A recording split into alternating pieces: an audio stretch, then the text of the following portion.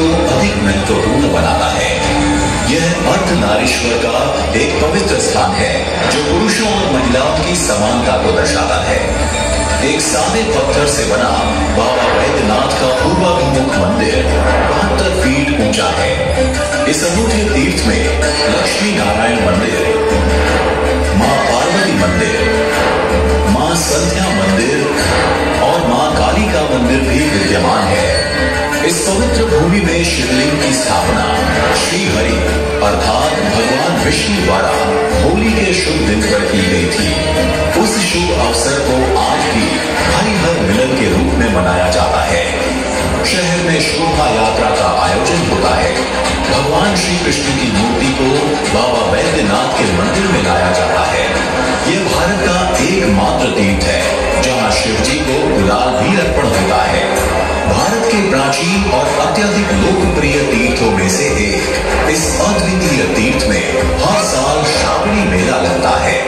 महीने भर चलने वाला श्रावणी मेला भारत में सबसे लंबे समय तक चलने वाले उत्सवों में से एक है। इस मेले में भारत भर से लाखों श्रद्धालु आते हैं। कांवड़िया कहे जाने वाले यह तीर्थ यात्री सुल्तानगंज से गंगा जल लेकर बोल बम का जाप करते हुए 108 किलोमीटर की पद यात्रा करके वैद्यनाथ मंदिर पहुंचते हैं। देवों के देव महादेव को गंगा जल का अभिषेक करते हैं और 3 वर्ण वाले बेल पत्र चढ़ाते हैं। इस पवित्र यात्रा को पूर्ण करने वाले को अश्वमेध यज्ञ का पुण्य मिलता है। झारखंड के देवघर के भाग्य में ऐसे बेजोड़ तीर्थ का निमित्त बना था लंका नरेश रावण। एक पराक्रमी शासक और विद्वान रावण महादेव का अनन्य भक्त था। आध्यात्मिकता और शास्त्रों का ज्ञाता था, लेकिन अहंकारी और जिद्दी था। इसी अहंकार के कारण उसने भगवान शिव को कैलाश पर्वत से लंका ले जाने का मन बनाया। इसके लिए वह कठोर से कठोर तपस्या करने के लिए भी तैयार था। उसने अपना सिर शिव जी को अर्पण कर दिया। शिव जी ने उसे नया सिर दे दिया। उसने जब 10वीं बार अपने सिर का बलिदान दिया, तब भगवान शिव उसकी तपस्या देखकर प्रसन्न हुए, उसकी इच्छा का स्वीकार किया, लेकिन एक शर्त पर।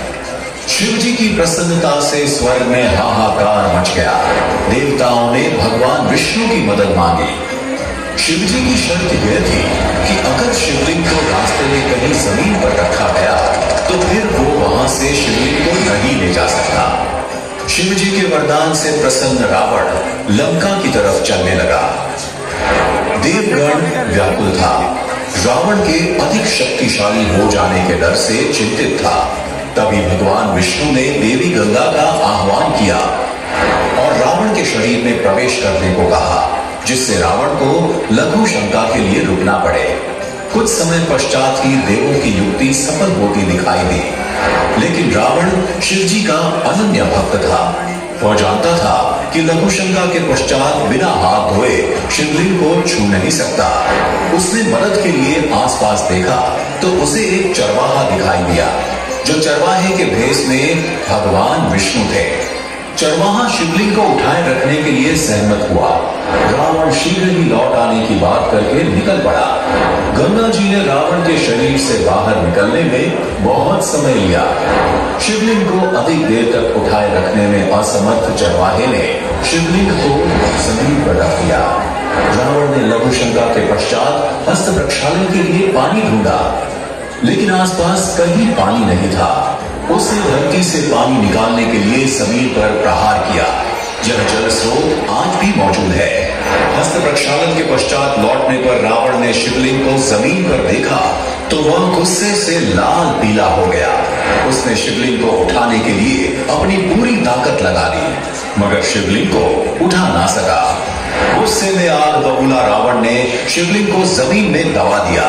रावण को कहां पता था कि वह जिस भूमि पर खड़ा है वह एक शक्ति पीठ है, और ऐसे रावण एक अद्वितीय तीर्थ का निमित्त बना।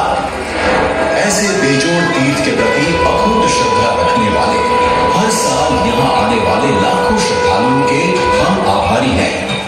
बाबा बैद्यनाथ की कृपा सब पे बनी रहे, ऐसी प्रार्थना के साथ हम अंतःकरण से कहते हैं कि इस पावन भूमि पर आपका सदैव स्वागत है। जय बाबा बैद्यनाथ।